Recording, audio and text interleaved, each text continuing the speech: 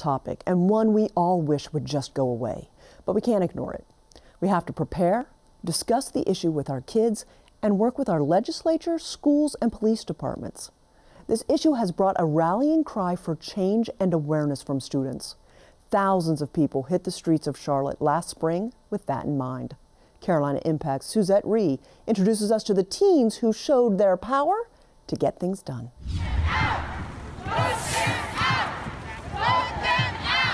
They marched by the thousands in Charlotte. The signs and the messages were clear. They want change. Students, parents, and more flooded into Charlotte. They were part of a national movement calling for an end to school shootings. No more silence and gun violence. All this began in Charlotte with one student, Maddie Seifert. I've never stood out politically to do anything like this, but I couldn't get, I couldn't get Parkland out of my head. I couldn't get the kids out of my head. I had to do something, so I just decided to make the march.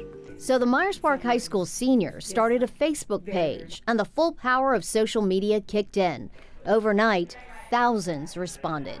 This one person shared it, and then it shared, kind of went through the social media. That's how she met Rosemary Collin from Huff High School, and the two went to work. Rosemary says she too was moved by seeing the Florida students.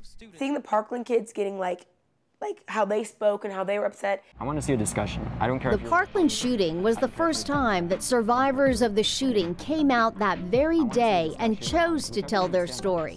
The same students began to call for new gun laws. They held events calling for change. We are going to start here with the March for Our Lives, and here's the big... Their message was heard across the country and galvanized marches in 50 states the very next month.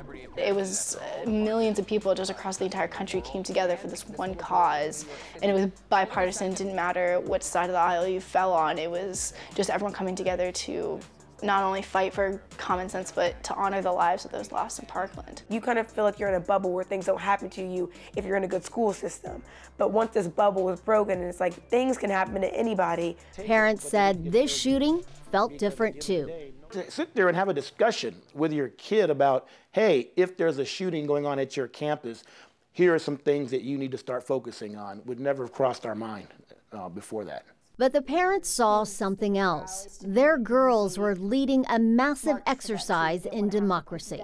You never know when they're going to sort of cross over into adulthood or semi-adulthood, and when they do and they can do something like this, it's really shocking, and I mean the feeling of pride you have is unbelievable. There was apprehension, like, why you? But then once I realized that she was going to go forward with it, then my second concern became her safety. And then if you're going to go there and give a speech or talk, I'm going to be there. Third, sense of pride at these young people who truly in their heart believe that they were going to make a difference. Show me what democracy looks like! This is what democracy looks like!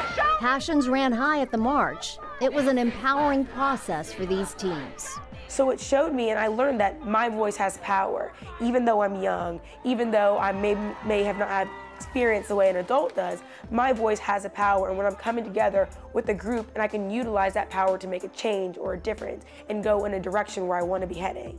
It is very important. That's one of our biggest things, is to get out and vote, research who you're going to vote for, know who you're voting for, who do you support the most, not who your friends are voting for, not who your parents are voting for, making you vote for. It's your choice. It's clear that there's a number of problems in this country on left and right or whatever, and that the current generation is not going to solve them. And it's also clear the younger generation doesn't see them the same way. And to see the younger generation standing up and saying, we're going to solve this problem, whatever you think about the issue itself, they're saying we're going to solve this problem, is really extraordinary and interesting. And I just don't feel like that's going to happen until my generation or millennials get into office.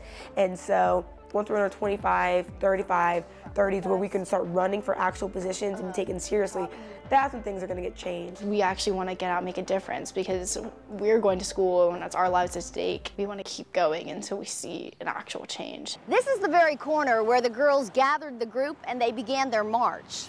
Now, since then, the girls have graduated from high school and they are moving on with the next chapter in their lives, taking their activism with them. And they hope here in Charlotte, the activism that they showed, displayed, and championed will continue at the high school level. For Carolina Impact, I'm Suzette Rhee. Thank you so much, Suzette. Tonight, we've just scratched the surface of this critical issue. We've seen the impact of teens leading positive rallies. We've watched the police train for the worst that can lead to lives being saved, and we've seen volunteers and teachers organize and take charge of their schools. But now I ask, what can you do? We can all be a little more aware of our surroundings and report any suspicious behavior to the authorities. We can show more love than hate, and we can help our students do the same in their schools. There's no easy solutions to protect this generation under fire. Thank you so much for joining us for this